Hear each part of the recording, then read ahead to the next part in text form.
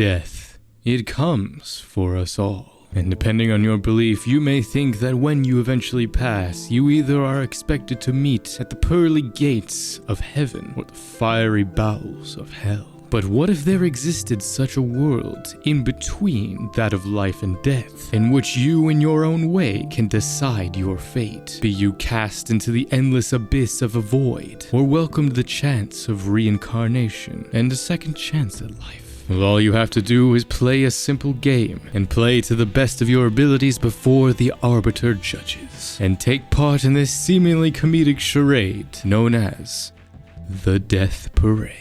How Death Parade begins. We start with this couple, a male and a female. As the doors open from this elevator, they walk into this very nice, dimly lit bar where they are greeted by a white-haired, blue-eyed individual who introduces himself as Dekim, the bartender. He first asks them if they have any memories before they arrived, which they weirdly admit no, they do not. And then he instructs them that they are not allowed to leave the bar until they play his game. Of course, filled with questions, they then ask, well, what if we don't want to? Which he then shows them a wall of seemingly dead bodies hanging from the ceiling, implying that if they do not play his game, they will die. However, he also tells them that they are to wager their lives on the game. The game that is selected for them is a simple game of darts, and they each have 6 darts to throw at the board, and the player with the score closest to 0 is the winner. As this game goes further and further on, the couple's memories slowly come back to them, and eventually they realize that they are already dead,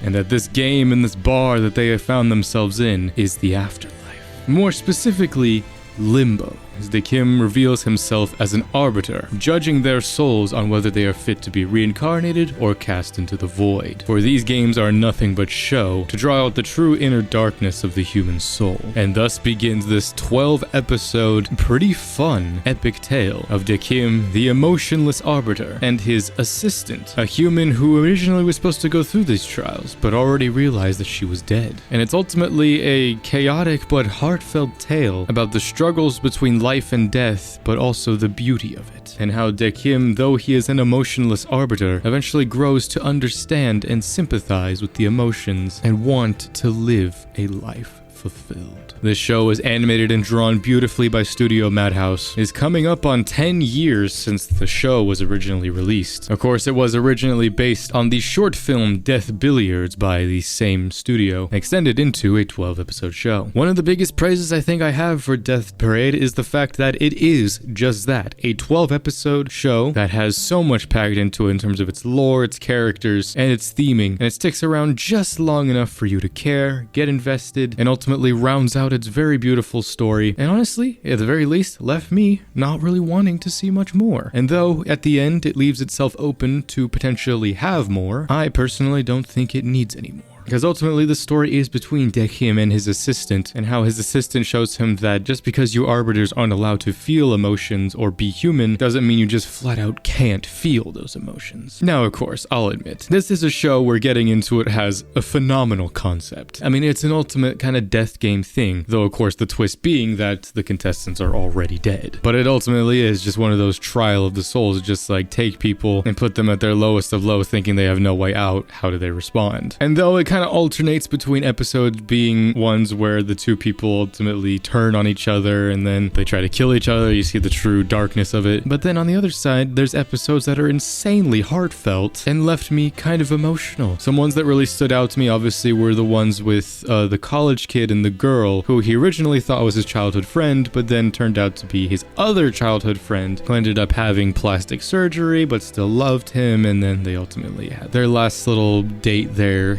in the afterlife, and it was just heartfelt and very lovely. But of course, the more darker side of me really did enjoy the 2-episode one between the detective and the kid, whose stories ultimately intertwined with each other about how the kid murdered the guy. I mean, me just being the kind of twisted man I am, if I'm gonna take anything away from it, those 2 episodes are definitely my overall favorite, just because I love a good, dark, twisted story. It's one of those shows where each episode sort of works on its own, of course, aside from the ones ones where it's episodes that mostly build upon the lore, the characters, and the different arbiters. It's taking two people who you never would guess would ever interact in the real world, but then when they died, here they are, paired into this game. Another one that I really enjoyed that comes to mind is the one where it's the male idol and then his fan, which ended up being one of the most integral stories by the end because the girl sticks around for some reason. And of course, the story coming full circle by the end with the assistant whose name ends up being revealed as Chiyuki. Her very sad story of her fall from grace in life from being a figure skater and how she ultimately took her own life, and how her full test by the end was Dakim giving her the chance to maybe reincarnate herself, but her not wanting to take life from someone else. It's beautiful themes. I've been watching a lot of shows like that recently that deal with the concept of death. Death, life, the beauty and horror of both, and the unfairness. But as in everything that I've been watching dealing with that ultimately says, that's life. It is a show that will go by very quickly. I managed to binge this all in one night. Again, it's a very beautiful show as well. From the production side of things, zero complaints. Animation, art, music, compositing, everything was very beautifully well done. And it's amazing considering that this isn't something that's based off a manga. At least I don't think anyway. So overall, what would I give Death Parade in terms of a score? Honestly,